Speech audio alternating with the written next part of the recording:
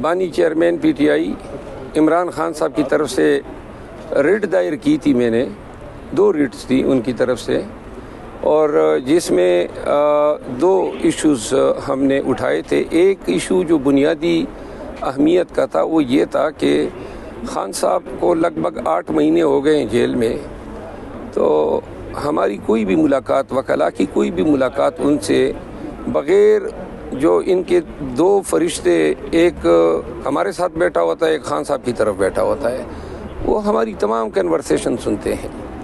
और चूँकि वकील और मौकिल के दरमियान कानून ये हक देता है, इवन प्रिजन रूल में भी 566 रूल के तहत प्रोवाइडेड हैं कि वकील और मौकिल के दरमियान कोई बात सुनी नहीं जाएगी।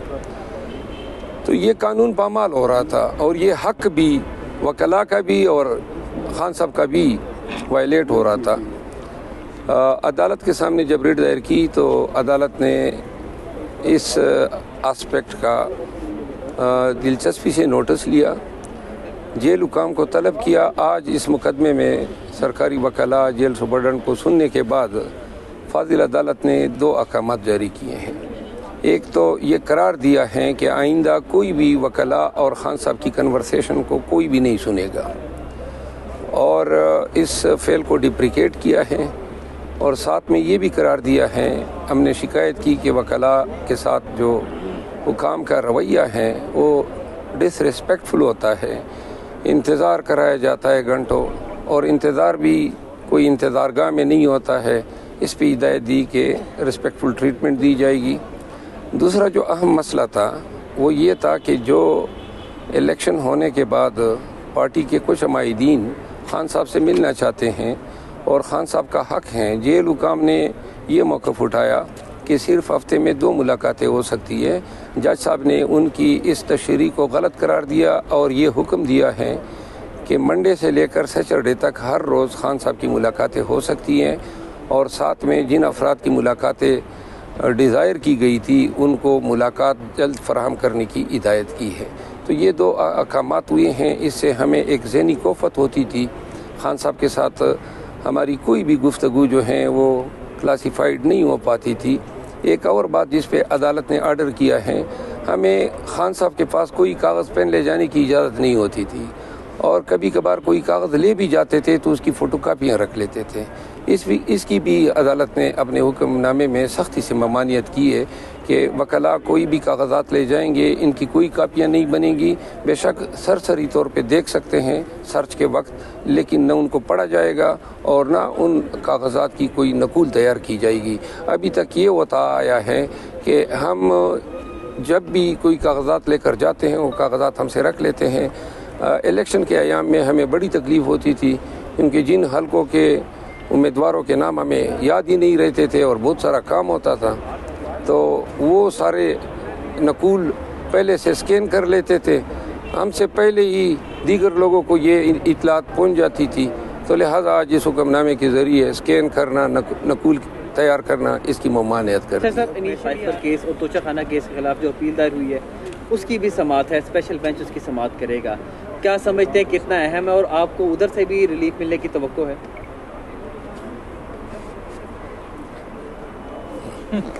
जी जी इलेक्शन की पूरी बाद इमरान खान की सजाओं पे ये केस लग रहे हैं पहली बार, और नवाज शरीफ साहब को भी आते 2 हफ्ते में यहाँ से रिलीफ मिल गया। तो कंपैरिजन तो है ना कि इमरान खान जेल से बाहर आते कब दिखाई दे रहे हैं इन केसेस के बाद? देखिए, ये अपीलें जो है इंतहाई अहमियत की हामिल हैं, क्योंकि इन अपीलों में अगर आप उनको पढ़ेंगे, जो ट्रायल हुए हैं और जिन ट्रायल के ज़रिए इंसाफ का मजाक उड़ाया गया, जिस तरीके से खान साहब को जो है सूरत में तमाम कानूनी तकाज़ों को पामाल करते हुए सज़ाएं दी गई हैं, और इस अमल में सज़ाएं हासिल करने के लिए कानून का कबाड़ा किया गया।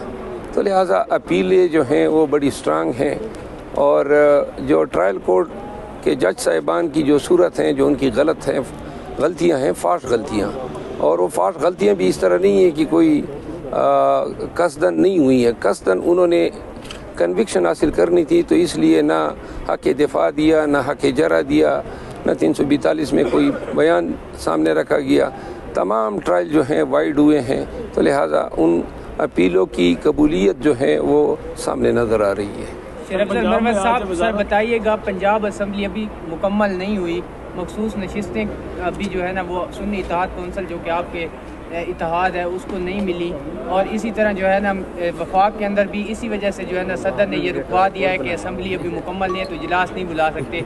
तो क्या सर पंजाब असम्बली में अगर मखसूस नशिस्तें नहीं मिली तो वज़ीर आला का जो इंतखाब हो रहा है वो सर रुकवा सकते हैं, मतलब अदालत के थ्रू आप लोग, या नहीं?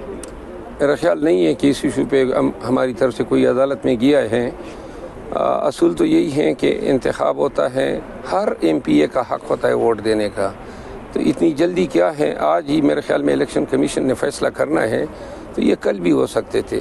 लेकिन चूँकि अगर इस पॉइंट पे कल असम्बली में इस इलेक्शन को चैलेंज किया जाता है कि वज़ीर आला के इंतखाब में चंद वोटर या 10 या 15 वोटर अपना हक़ रायदही इस्तेमाल नहीं कर सकें जो उनका हक़ है, तो अदालत इस इलेक्शन को शायद इस सूरत में वाइड कर दे कि ये इनका हक़ था, लेकिन अगर फ़र्क जो है इन वोटों से ज़्यादा पड़ता है तो फिर इम्कान कम है। अच्छा सर, आपने सुप्रीम कोर्ट में इंतहाई अहम दरख्वास्त दायर कर रखी है इंतखाबात के हवाले से, और आपने कहा कि पाकिस्तान की तारीख का अहम तरीन केसेस है, 80 नशिस्तें छीनी गई हैं।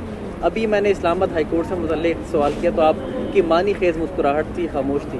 तो जहाँ जिस तरह इस पर आपका रद्द-ए-अमल है, सुप्रीम कोर्ट वाली पे भी सुप्रीम कोर्ट में हम तवक्को रखते हैं कि चूँकि इंतहाई अहम नौइयत का मुकदमा है पाकिस्तान की आइनी, कानूनी, सियासी और जमहूरी तारीख़ का, तो मेरा ख्याल ये है कि अगर फुल कोर्ट बना दिया जाए और उस मुकदमे की समाअत हो जाए, क्योंकि पाकिस्तानियों को, पाकिस्तान को जमहूरी अक़दार और वैल्यूज़ रिस्टोर करने की अशद ज़रूरत है।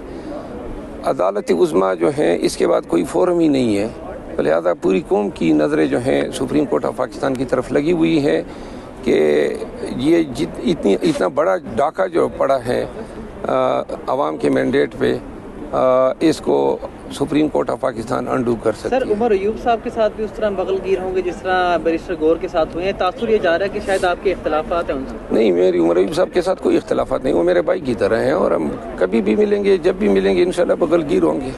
शरफ मरवत साहब, आपको जो शो का नोटिस जारी हुआ है उसका जो है ना असर तो आपने ज़ाहिर करवा दिया है पपियाँ लेके गौर साहब की, अब उसका कोई आप तहरीरी भी, क्योंकि 2 दिन का टाइम था, उसका कोई तहरीरी भी आप जारी करेंगे या उनको जमा करवाएंगे अपना जवाब, या वही पपियों पे ही बस गुजारा चाहिए? गुजारा पपियों पे चलना चाहिए। वैसे भी कानूनी एक बात है, हम तो अब सुन्नी इत्तेहाद कौंसिल के मेंबरान है, और वो जो शोकास जारी हुआ है वो तो PTI के चीफ ऑर्गेनाइजर ने जारी किया है, कानूनी पॉइंट भी है। सर, वो कौन है बंदा जो आपको हर दूसरे दिन शोकास जारी करा देता है, हालांकि आपको बैरिस्टर गौर के साथ बहुत अच्छा ताल्लुकात है? देखो, मेरे मेहरबान काफ़ी हैं, लेकिन हमारे पार्टी के अंदरूनी मामलात हैं, ये ऊंच नीच हर पार्टी में होती है। अच्छा सर, लास्टली ये बताइएगा, जिस तरह मरकज़ में आप एक्टिव नज़र आए हैं, आपकी क़यादत एक्टिव नज़र आई है, पंजाब में उस तरह से आपने चैलेंज नहीं किया, असम्बली भी उस तरह से मरियम नवाज बासानी जो है वो अपने नंबर गेम पूरी करने में साबित होगी, आज वो वज़ारत आला का गालिबन हलफ भी उठा लेंगी, तैयार होकर जा भी रही हैं, तो उस तरह से रेजिस्टेंस पंजाब में क्यों नज़र आई? ये पंजाब की क़यादत को जवाब देना चाहिए, वो जिम्मेदार हैं इसकी। सर, आप सीनियर नायब सदर तो हैं, वो तो ठीक है ना, लेकिन जो मेरा काम मुझे दिया जाता है मैं उसी से जवाब दे सकता हूँ। पूरे मुल्क की PTI के मामलात के लिए मैं तो जवाब दे नहीं हूँ। थोड़ी सी नाहली नज़र आई है वैसे आपको? अब दोबारा आप फिर मसला पैदा करना चाहते हैं। आराम आपने अपने तमाम नून लीग की जो रुकन कौमी असम्बली उनको इस्लामाबाद पहुँचने की हिदायत की है हंगामी तौर पे, और इजलास अभी बुलाया नहीं गया, आप भी वेलकम करेंगे उनको? जो नून लीग के मैंने ज़ाहिर आप भी रुकन कौमी असम्बली में देखेंगे ना। Thank you. Sir, opposition leader बन रहे हैं आप? ये भी देखेंगे। बयान भी आया था कि आपको जो है ना अपोजिशन लीडर से हटाने के लिए जो है ना आपके खिलाफ शोकॉज नोटिस तो जारी चले जी, अगर देखो मेरी गुजारिश है, हमारी पार्टी के अंदरूनी मामलात हैं, खान साहब जिसको चाहेंगे वही होगा, बाकी शोकॉज जो हैं वो अब की सफारी ना होगी है। शुक्रिया। कोर्ट में जाना चले चले।